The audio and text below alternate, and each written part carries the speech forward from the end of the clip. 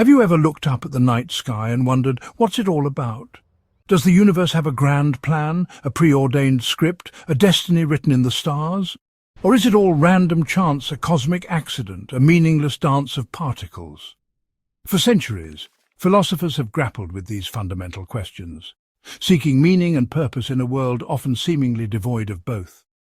The ancient Stoics, those masters of reason and resilience, offered a unique perspective, a way to navigate life's uncertainties with a sense of tranquility.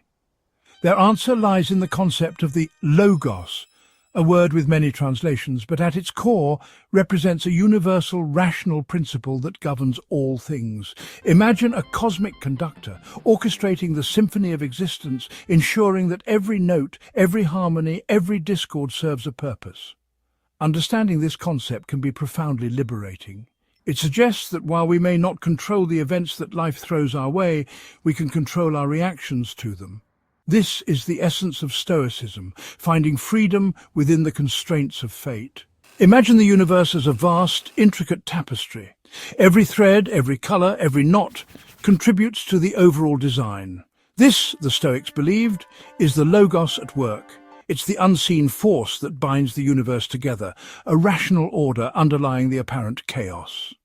This logos isn't some mystical entity, but rather an inherent intelligence, a natural law, a principle of cause and effect that permeates everything. It's the reason why the sun rises each morning, why seasons change, why apples fall from trees. It's the order within the seeming randomness. The Stoics believed that this logos isn't something separate from us, but rather something we're all a part of. Just as a drop of water contains the essence of the ocean, so too do we carry within us a spark of this universal reason.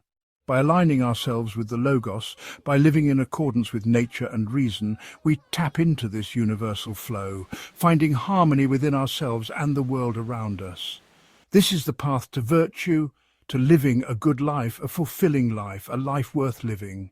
Life, as we all know, is full of surprises. Some are pleasant, some not so much. The Stoics understood this well. They knew that we can't control everything that happens to us, but we can control how we react.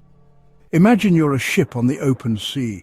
You can't control the winds or the waves, but you can control the sails. This is the Stoic approach to life. We can't always choose our circumstances, but we can choose our attitudes and our actions. This doesn't mean suppressing our emotions or denying the reality of difficult situations. It means acknowledging them, accepting them, and then choosing how we respond. Do we allow anger, fear, or resentment to consume us? Or do we meet challenges with courage, wisdom, and resilience? The choice is ours. And in making that choice, in choosing virtue over vice, we begin to master ourselves, and in doing so, master our fate.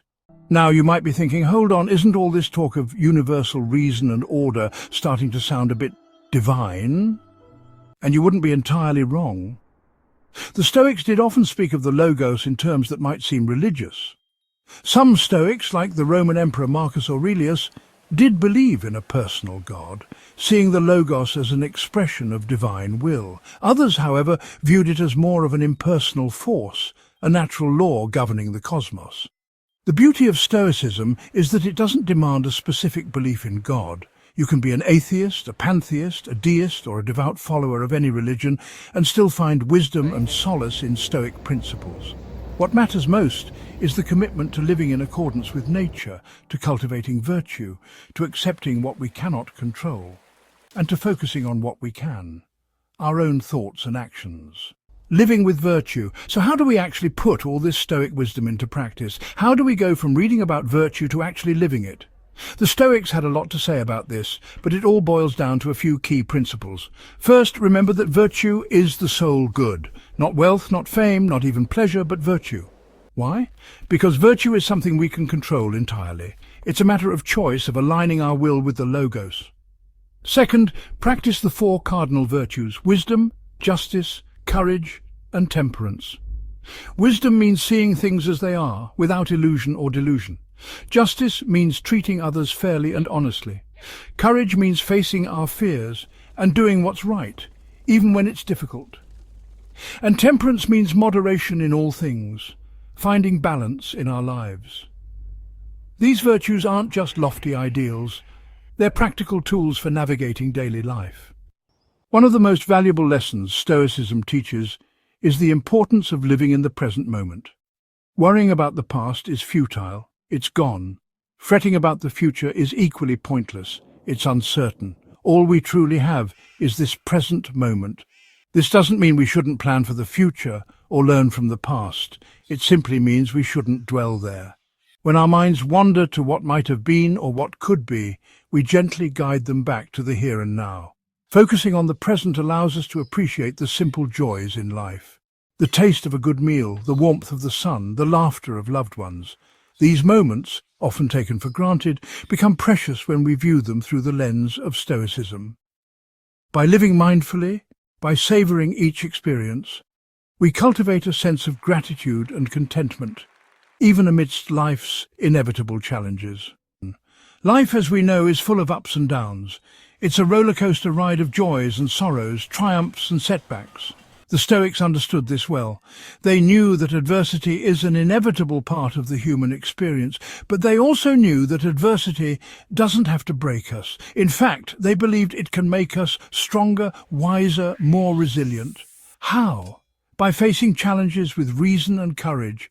When faced with a difficult situation, the Stoics encouraged us to ask ourselves, is this within my control? If the answer is yes, then we take action. If not, we accept it and focus on what we can control, our reactions, our thoughts, our choices. This doesn't mean we become passive or resigned. It means we choose our battles wisely. We focus our energy on what we can influence, and we let go of what we cannot. This is the path to inner peace and strength. Stoicism isn't just some dusty old philosophy. It's a timeless guide to living a good life, a fulfilling life, a life of meaning and purpose, and its wisdom is just as relevant today as it was centuries ago. In a world often characterized by uncertainty, anxiety, and a constant striving for more, Stoicism offers a refreshing alternative. It teaches us to find contentment in the present moment, to focus on what truly matters: virtue, reason, and living in harmony with nature. It reminds us that we can't control everything that happens to us, but we can control our reactions. We can choose to face challenges with courage and grace, to find opportunity in adversity, and to live each day with purpose and intention. The Stoics may have lived in a very different time, but their insights into the human condition remain timeless and profound. Their wisdom, passed down through the ages, continues to offer guidance and solace to those seeking a path to a more meaningful and fulfilling life. So there you have it, a glimpse into the world of Stoicism, a philosophy that's as relevant today as it was thousands of years ago. But remember, Stoicism isn't just about reading or thinking, it's about doing. It's about living. Start small. Practice mindfulness. Focus on the present moment. Challenge your negative thoughts. Cultivate gratitude. Choose virtue in your daily actions. Remember, the Stoic journey is a marathon, not a sprint. There will be setbacks, challenges, and moments of doubt, but with each step you take, with each challenge you overcome, you'll move closer to a life of greater peace, purpose, and fulfillment. The choice is yours. The path awaits. Will you take the first step?